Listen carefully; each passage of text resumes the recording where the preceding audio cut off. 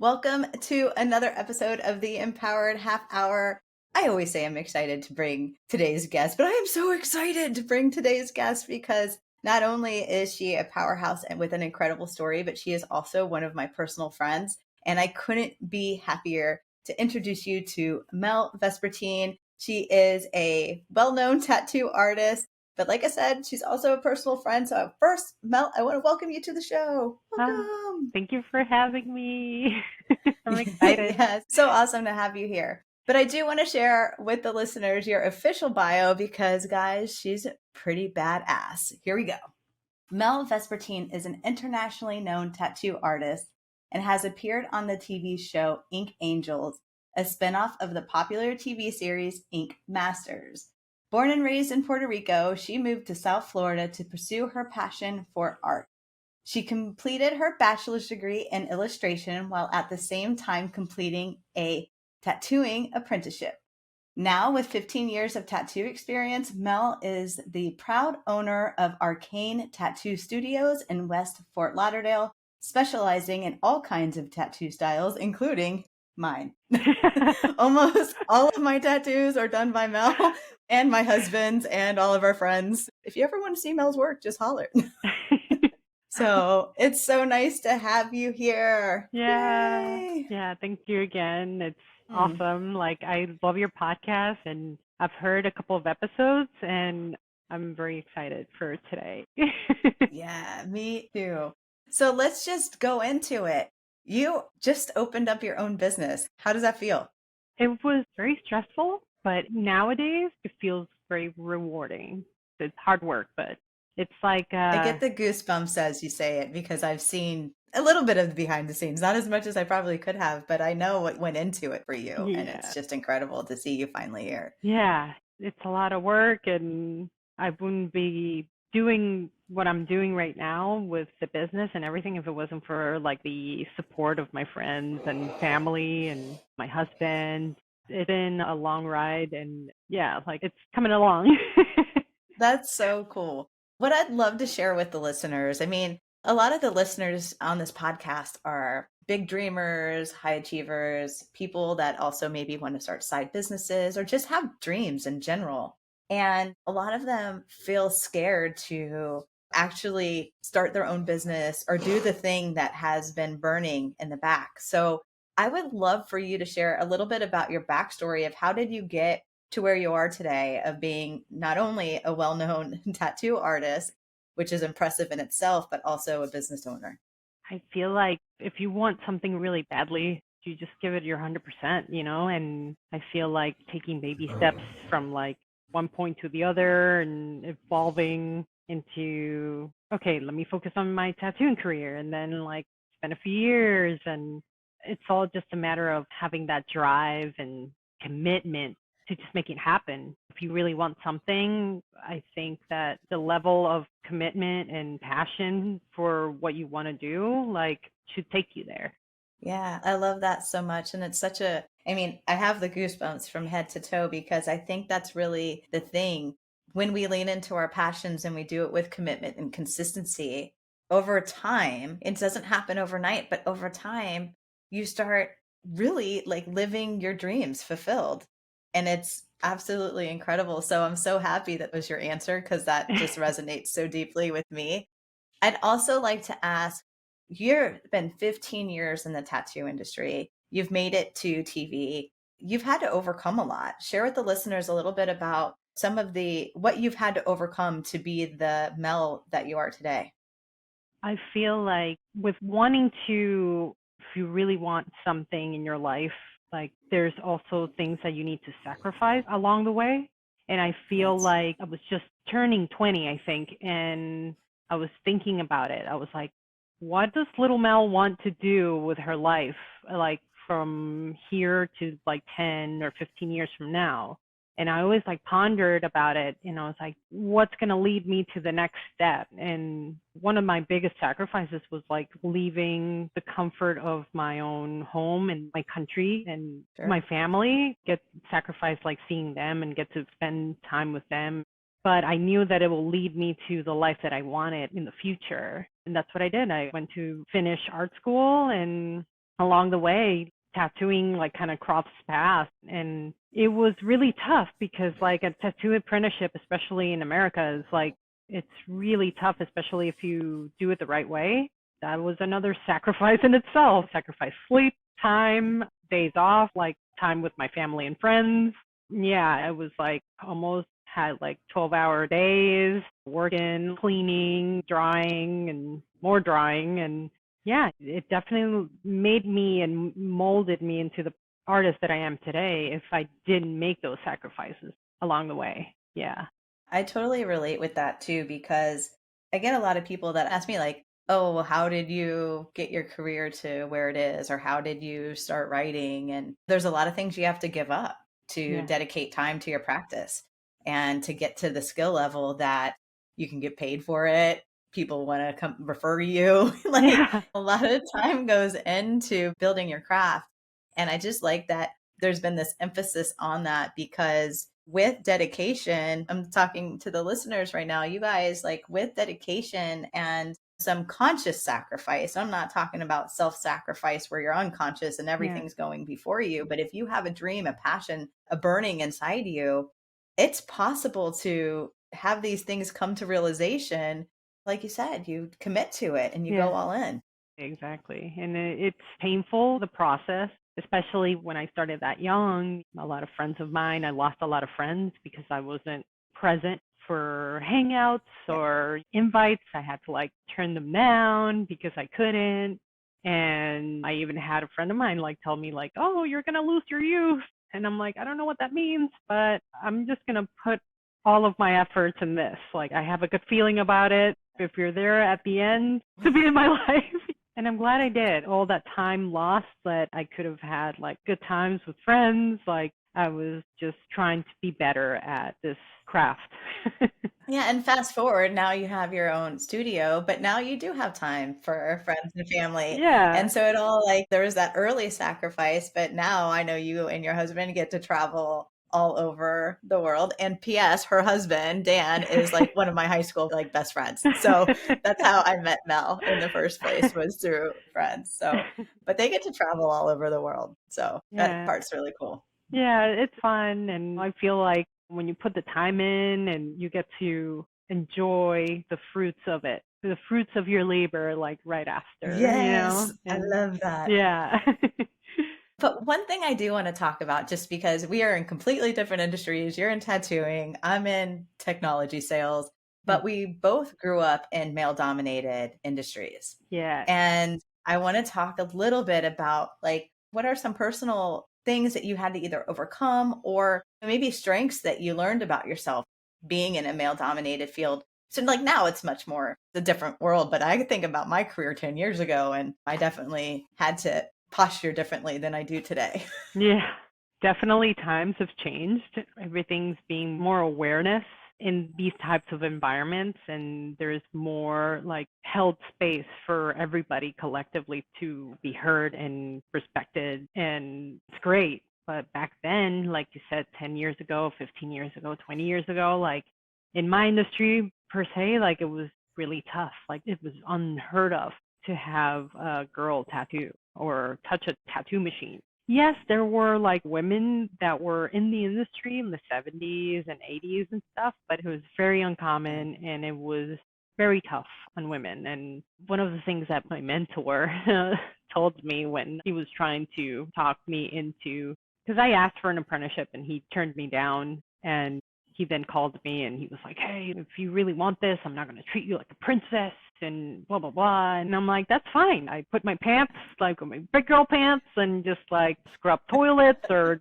got my hands dirty, like cleaning ungodly areas of a studio, that doing really grunt work. And yeah, it was gross. It was tumbling. And at the same time, there was like a lot of people in the studio that, yeah, like sexual harassment was not even like A term there's people no use. yeah, there's no HR in tattoo shops. So dudes can like say whatever the hell they wanted, and you just either had to take it, or if it got out of hand, you had to like know how to like defend yourself. And I'm like, "No, you're not doing this. I'm doing this. Yeah. I'm working my ass off, but that's it. You either respect me as an Yeah. equal or we're going to have issues. Yeah, like stay out of my space. Yeah, Okay. yeah. But So, thankfully, none of that happened to me. My mentor was very respectful and he respected me as an artist. So I'm grateful for that. yeah, I had a very good experience too, considering that it was pretty rough on Yeah. women, again, 10, 15 years ago. But there's a strength that comes from adversity, right? And what I'd love to ask next is, okay, so you left your family behind, you grew up basically a trailblazer for other women tattoo artists. And now you're sitting here. What is one of the major like lessons or ahas that you have now sitting at the perspective of today? Oh man, I think one thing that I took it to heart when I finally decided to part ways with my mentor and his shop. I gave him 10 good years of my career to that shop. When I told him that I was leaving, he said like, "You will see what it is like to own a business. Like it's not easy." And at one point I was like, man, like you should have said like, I'm stoked for you, like I'm really proud or whatever. But he was like, took it to heart, but at the same time, he was like letting me know, like, you'll see what it's like. And he was not wrong. Because like now trying to maneuver employees and taking apprentices under my wing and the headaches that come along with that, like Owning a business, yeah. especially something happened like a couple like days ago that I was like, Dan was like, oh yeah, it's like what nobody told you. It's like, oh, you'll see what it's like to own a business. And I was like, oh yeah, this is definitely an aha moment for me in that regard. Cause yeah, it's not easy. And like, I get it now. I really do. Yeah. That's cool. Yeah, because you learn a lot when you're a business owner too. I've had to learn so many things as I've opened up the door to speaking, writing, and entrepreneurship. I'm like, oh Yeah. my gosh. I learned that I do have a lot more resiliency. I think you learn to adapt. Your flexibility, your ability to adapt and learn increases Yeah. dramatically because you just have no other choice. So I love Exactly. that you shared that. So let's talk about tattooing. Okay. You've been doing this for 15 years. Like, let's talk about tattooing and passion. Like, this is a passion of yours. Art is a passion of yours. I can't, every time I get tattooed, which by the way, I'll be coming back for more, coming back for more. I'm like, I Yay. think I'm just going to do the whole arm now. But let's talk about passion because it's such an important topic that I enjoy and that the listeners enjoy. So, what about tattooing brings passion for you?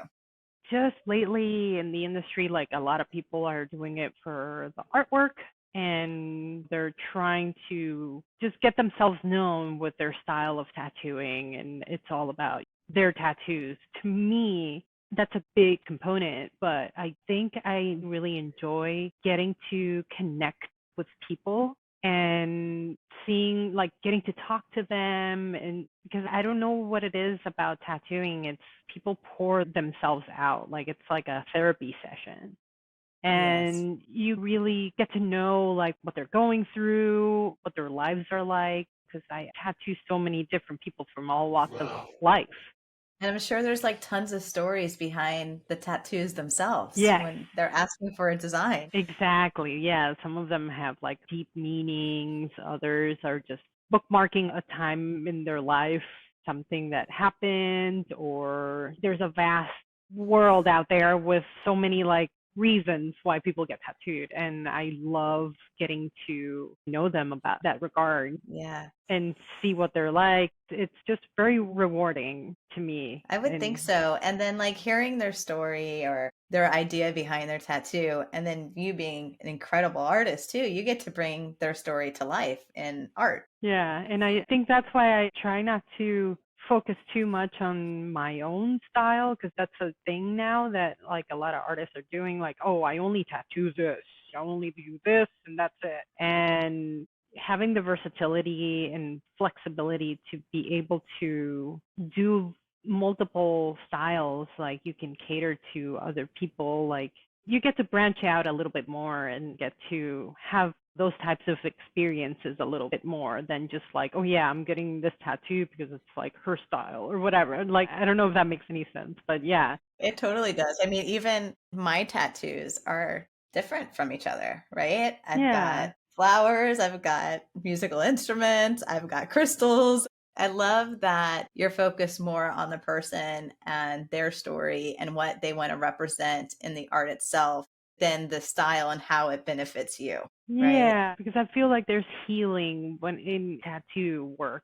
And I Right. know it sounds crazy because you're inflicting pain on people, but there's a healing element within the tattooing experience that people have. Like, I personally have that too. When I get tattooed, I feel like I'm bonding with an artist and bonding with like a new chapter in my life and stuff like that. So, yeah, Yeah, it's no, I would agree. I mean, recently I keep pointing to my arm. For those of you that are just listening and you're not getting to see the YouTube clips that we produce, I have a tattoo on my right shoulder that Mel recently did. And for me, it was very healing and significant because I had two dogs that I deeply love. We had them for 13 and 14 years. One passed away in October, one passed away in November. And I was able to do a dedication piece, and it's extremely beautiful. And like Mel said, like not only did I get the chance to tell that story and let Mel represent the art that she felt would match how I felt, which you nailed, and I'm extremely in love with my tattoo. yay. But I got to close that chapter. I got to honor something, and tattooing does get bring that healing element. So I'm really happy that you brought that up because some people who don't have tattoos might look at tattooed people with a lot of judgment. Yes. And my husband just got stopped at the airport for his first time in TSA. No He way. got he got stopped because he had both his sleeves out, Oh my goodness. which is hilarious. So anyway, there's that. But I love the healing aspect because I'm super spiritual, and I think that anytime you can connect emotion and art to something meaningful, something happens to our souls and something gets moving. Absolutely. I 100% agree. So cool. Yeah. So we talked about passion and healing. What else about tattooing lights you up? I also think that even though it's so sensationalized right now, the industry, I feel like in some way or another, not only it has merged with the art world and it's regarded as works of art, it's still to this day like people see tattooers as like pirates. A little taboo. Yeah, it still has that streak, and I kind of like that because we're kind of like outside the world, like comfort. And I kind of like that because growing up, I always felt kind of an outcast myself, like at a very young age. And I feel like tattooing gave me that sense of belonging in a way. I Like, love that. I love yeah, that. it's tough as everybody seemed and scary at times, like, especially back then. Those people accepted me eventually when they could see what I can produce and the camaraderie and the willing for other fellow artists to teach me what they do and their quirks and how can I adopt that into my work and stuff. Like it was awesome because it's like a little community and having that sense of community in a world that I never felt like I quite fit in properly. Like it feels like home to me. That's And awesome. yeah, and having that, it's so sacred to me because of that too. Yeah. I Yeah. love that you just use the word sacred and so much of this. And I love that we're talking about an industry that you said is kind of like off to the side and people kind of look at or are unsure of and stuff because you knew you used words like I followed my gut feeling. I just knew this is something that was meant for me. I found my belonging here. And I think a lot of people have passions or have gifts that they know they have, but they feel like maybe society won't accept them or their family won't accept them. And I'm hearing you and I'm almost tearing because I've always kind of been the underdog too in a lot of situations and I pushed through it.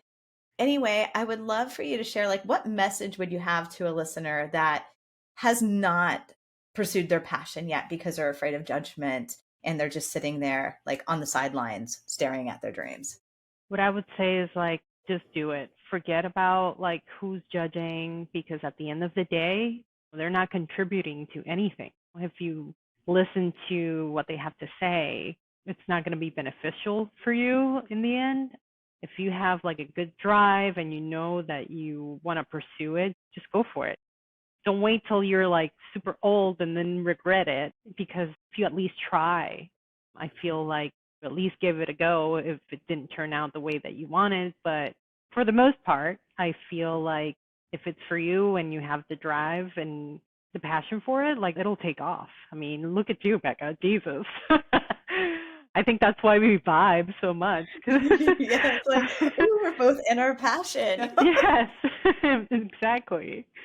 Yeah, and the cool thing about being in your passion too, and you've mentioned this, like it feels good, it feels fun. I have to say, like when I'm doing my author, speaker, whatever thought leader thing that I'm doing, I am having a damn good time. Like Yeah. podcasting, I love when you're tattooing. Like, I mean, I get to sit with you for hours because you're tattooing me, but we're laughing, we're telling stories. Yeah. Like, I've never seen you have a bad day. I'm sure you've had them, but when she's tattooed, like you're just smiling. Yes, absolutely. Absolutely.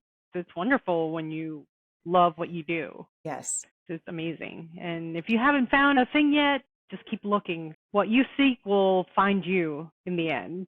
Yeah, I get the goosebumps as you said that. I've had the goosebumps several times, but I am like, they're standing up right now.